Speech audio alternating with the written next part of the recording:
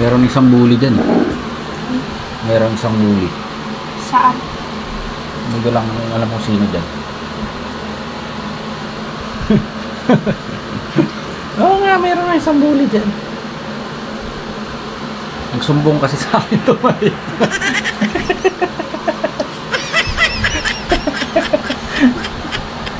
Sumbong siya sa akin, lagi rin siyang minubuli.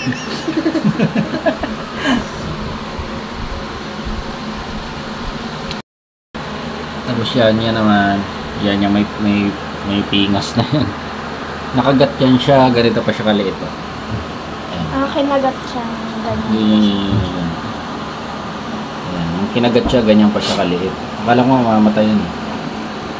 Kasi yung laki ng pagkakagat sa kanya.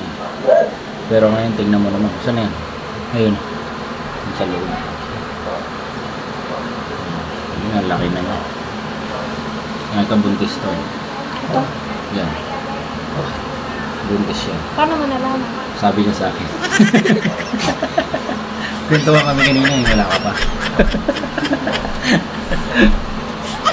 Yung sa akin, sabi niya buntis daw siya. Maba ka lang kasi, nahiya siya eh. Hindi yan, nagkakwento eh. Ay, ito na yun oh. Ayan siya.